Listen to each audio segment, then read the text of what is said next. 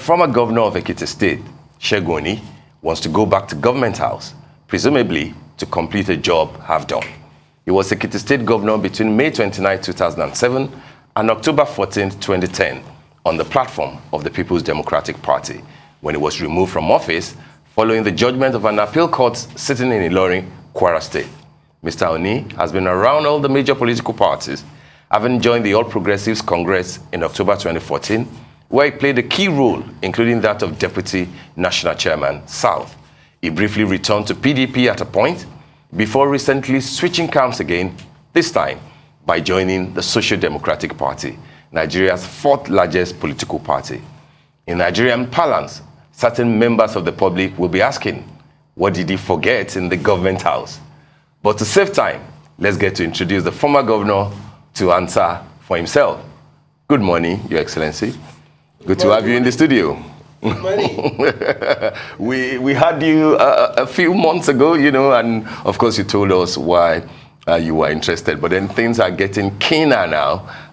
So we'd like you to tell us where are we now that you're on the platform of SDP? And I also see that it's getting rather heated up with what happened a few days ago at, where's the place called When Violence, FYLIA, which incidentally is the home of one of the key contestants, the candidate of the PDP.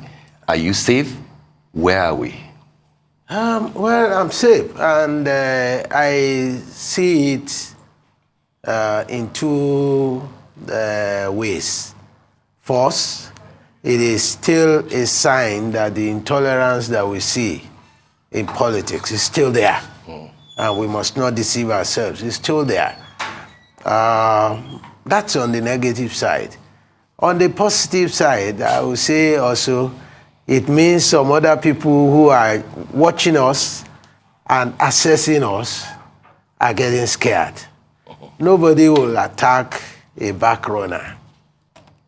So it must mean that we are exactly where we believed we are in the eyes of our assessors, especially our opponents. So we must get ourselves prepared.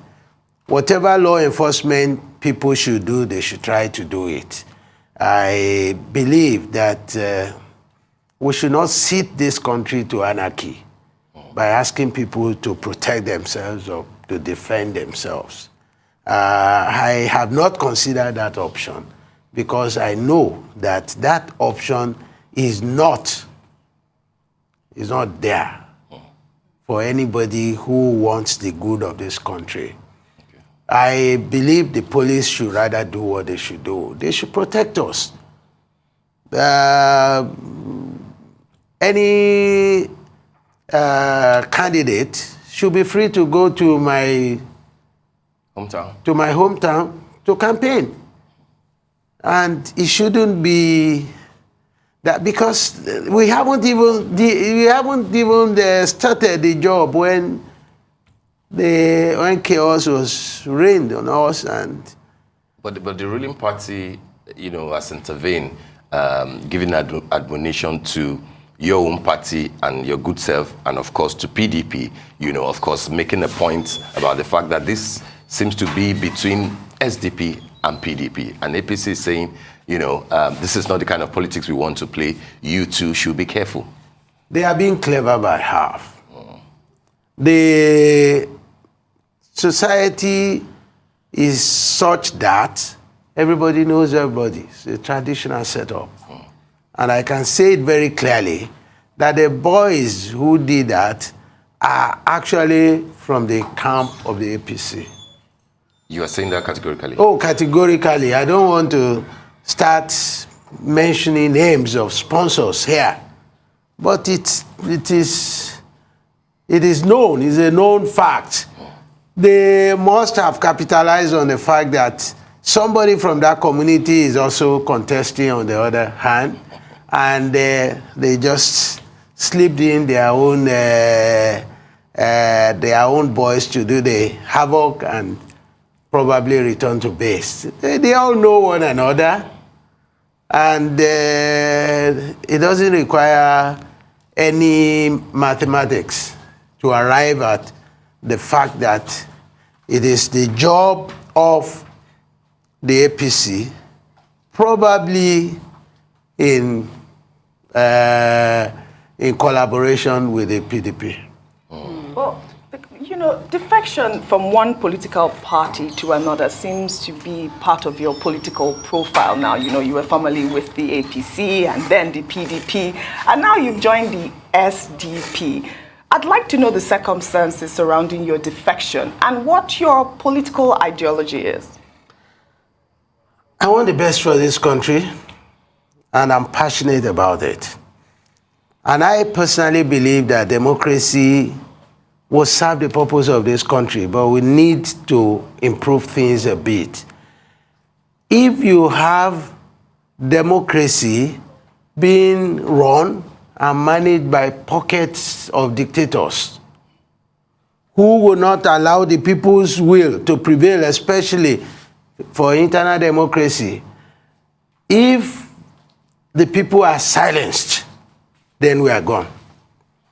There must be a group of irrepressible Democrats who will say, we will not keep quiet in the face of tyranny. And that's what is driving somebody like me. I really do not have personal objectives that I can say are so compulsive for me. I'm not doing all this, I'm sorry to say, because of lack of what to do. I went from PDP to APC because the PDP fouled the air. A lot of people went there. Amechi that were just seen had not returned. So many of them did not return. Some went and returned. Former Senate President went and returned, and so on. Because we were not prepared to keep quiet in the face of tyranny. When I got to the APC, I had the fortune of being Deputy National Chairman, which I consider a honor. And as far as I was concerned, what supersedes honor? Nothing. I was ready to give my all in all, not asking for anything. My contesting, and I'm saying it in front of national television, my contesting was as a result of pressure from the National Assembly caucus of the APC in Ekiti National Assembly caucus, who felt that I was the only person who has then the gravitas to go on the street against the PDP. And after a lot of pressure, I went there to contest. Of course, the primaries didn't go to me. I didn't break any bones. I did not react in any undemocratic way. But my people insisted. They said all rules are meant to be followed. That, yes, your main contestant who won the primary eventually was supposed to have resigned at an appropriate time. And he did not. And when they insisted, I said, yes, I'm called leader because I have you as followers. If you go ahead, use my name, I won't restrain you. And I can tell you, I didn't spend 1 naira of mine on that case. Wow. Because I said, if you want it, well, go ahead, use my name. And the case went on and it ended. As a result of the reaction of maybe government to what happened, suddenly I was then suspended from the party, and my key followers were suspended from the party in our various wards. And any party that is a political party that meets the definition of political party will not do that. You are suspending a man who is called Ashiwaju of his community in his ward. Somebody who means the interpretation of politics, perhaps, to a majority of people in that ward. What are you looking for? Are you looking for support or antagonism? I didn't say anything. I took it calmly. My people reacted by writing then a protest to the then chairman of the party, Governor Adams Oshiomhole. I was expecting him to call me or the party to do something. I was deputy national chairman of that same party. When I was deputy national chairman, Governor Clement Ebri joined the party, and in no time he was suspended from his ward just like that by some of his former boys. I saw it reported in the newspapers, and I sent for Clement Ebri, and I sent for the people who suspended him. And I said, we are not here so that former governor will be stating his case. The former boys of the former governor will be stating their case. I said, no, this is not a party that lacks respect for people. I said, this man was governor. What were you when he was governor? And I went round. Only one of them was SA, special assistant, not even senior special assistant. And I said, we have not brought him to the party so that you can level him up and now ridicule him. No. I said, if this man, we are not saying that a big man cannot offend a smaller person, but if this man offends you, you should have reported him to us. Yeah. We will call him and we will square up with him, and if it's really an offense, we will have a way of putting him to discipline. I said, that's what I want you to do. First and foremost, you should go and apologize to him and come back to us if you insist that what he has done offends you. All right. They didn't come back. All right. Well, let's focus on you in the present now. It has been 10 years. You've almost been you shied away from politics for the last 10 years in between your first term and you now gunning for a second term over in Ekiti State. And I'm sure that you're well aware that you're going to be facing some strong contestants in also former Governor Fayose, but also whomever the party picks as it pertains to the preference or any type of connection to the incumbent there, Governor Fayemi.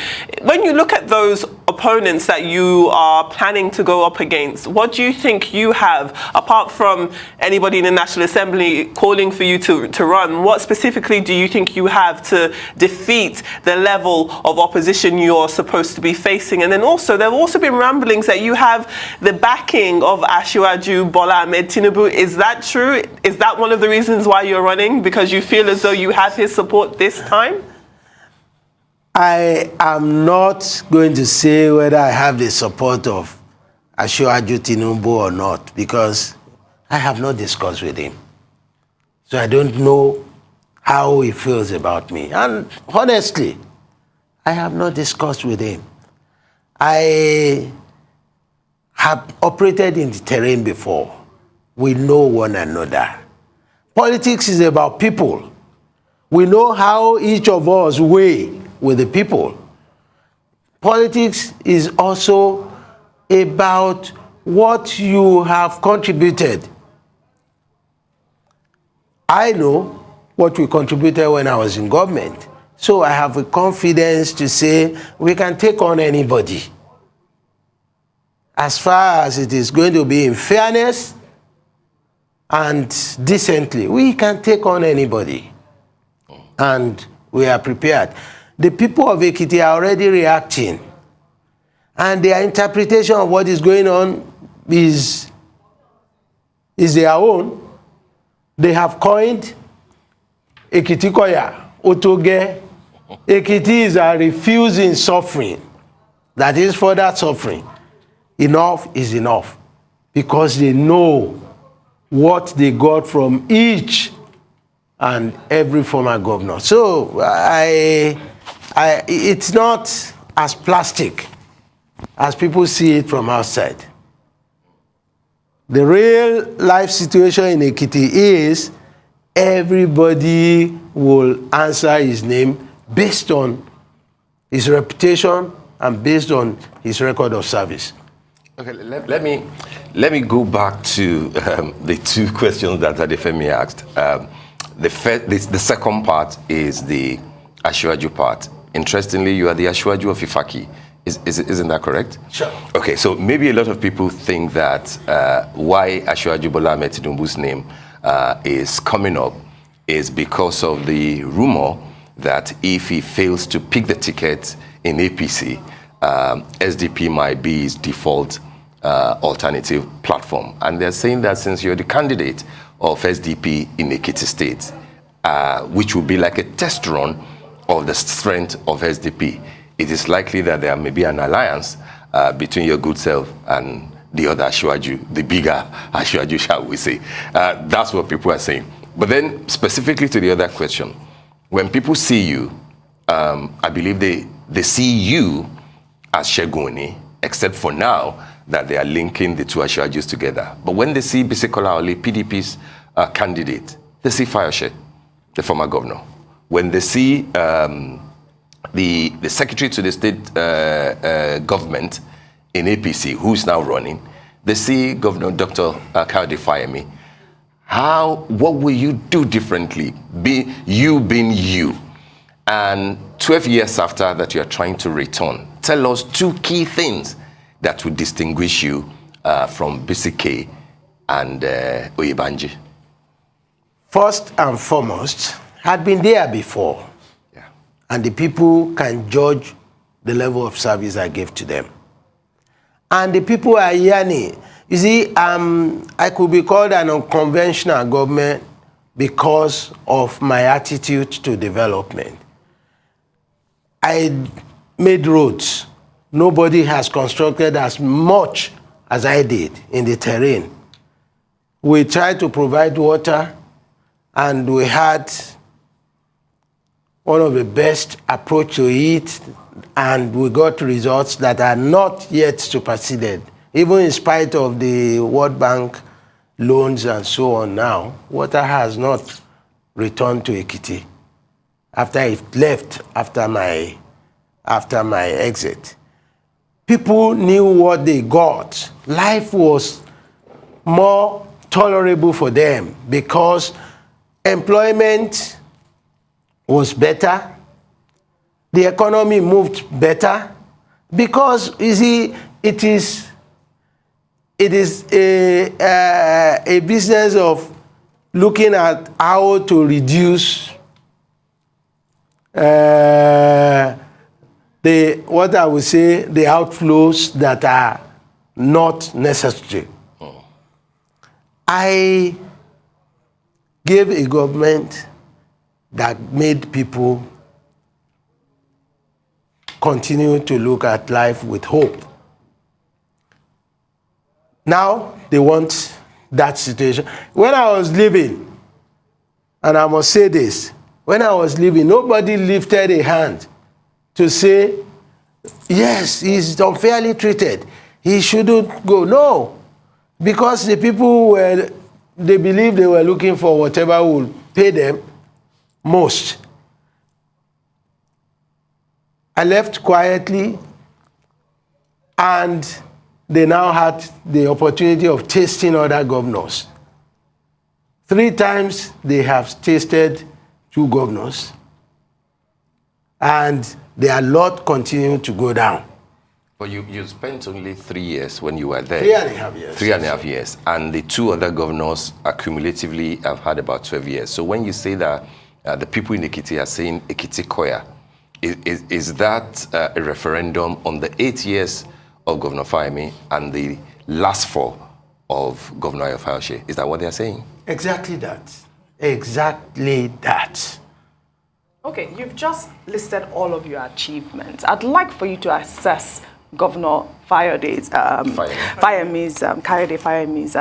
achievements, and also, especially in terms of finances, how would you rate his performance? I want to beg you, I will not assess any governor.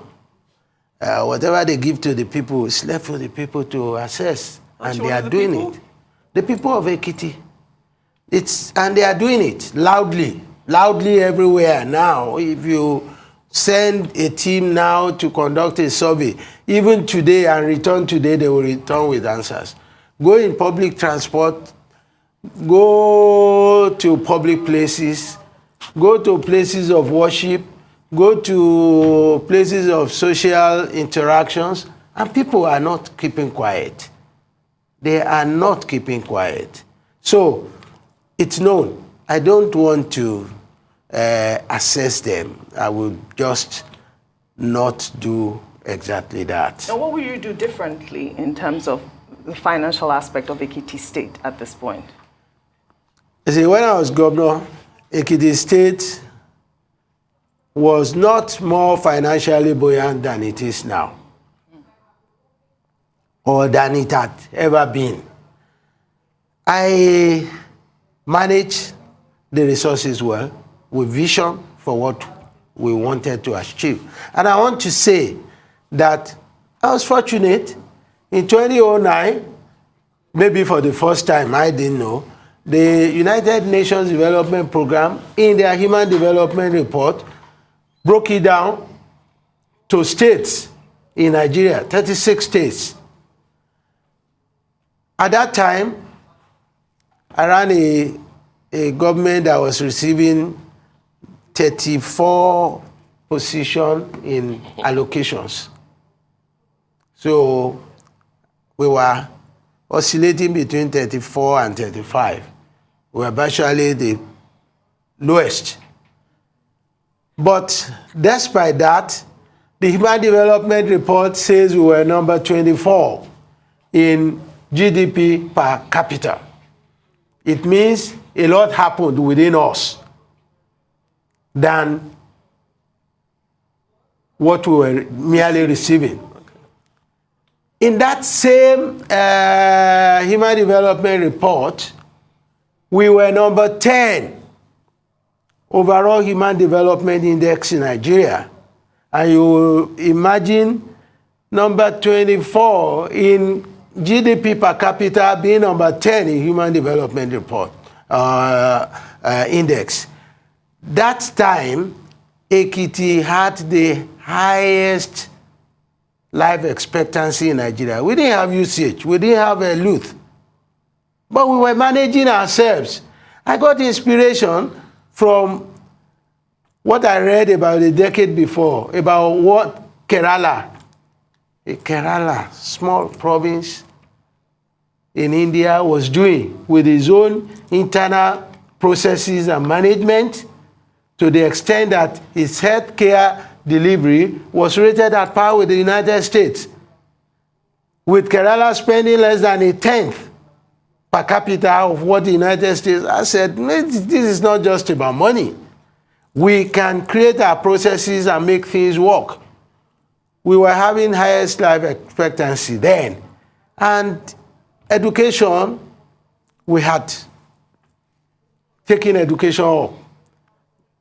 My indication of what basic education is how do your students rate in WAEC and NECO? And we came in, by the time I came in, we were number 34 or 35. You cannot believe Ekiti, of all people. And we came in to number 8 by 2009. So, if we have to judge ourselves by figures that were done by other people, not by us, I don't have control of human development indices and so on, then we will be encouraged to say, you people are firing in the right direction, go on. And that I said something when I was leaving. I said, we have put our best into this. If we are not right, or if we are not good enough, the demands for development here will be so difficult to satisfy. And I meant it. Because I have a background in the private sector. I have managed and I've seen results. And I knew we were putting everything into it. I knew we were going through the books and, reacting to every disturbance we can identify. And if the people say it is not good enough, I said, it must mean that we have a people that will be very hard to satisfy. Of course, the easiest way for the people to now know whether their lot was better was now compare others. And that is why the people coined for themselves Ekiti Koya, Otoge. We are now saying no to suffering, and enough is enough. Okay, the election is on June 18th, I believe. Yeah. How much faith do you have in INEC to deliver on a good job, especially now that we have the Electoral Act signed and there will be electronic transmission of results? So how much faith do you have in that process? And secondly, if INEC declares you not to be the winner, declares another person, INEC, will you accept the result? Well, let me start from that. INEC will not declare. INEC will count if they want to do a sincere job. They will. They will count the votes and they will now declare based on that. Yes. What we are seeing on the ground makes the livelihood of that happening very, very remote now already. Very, very remote now already. The people are casting their lot in a direction. It is not likely INEC will go the other way. If it is going to be about free, fair, and transparent election. But I'm not after anything. I'm not doing this for what to do. I am doing this because I want to contribute service. And I must say this in front of national television, and I apologize for whoever may feel a bit embarrassed for my saying this. Even in PDP, when I returned, I was offered the slot of chairman, national chairman. In PDP? Oh, yeah. Dr. Ayu's position?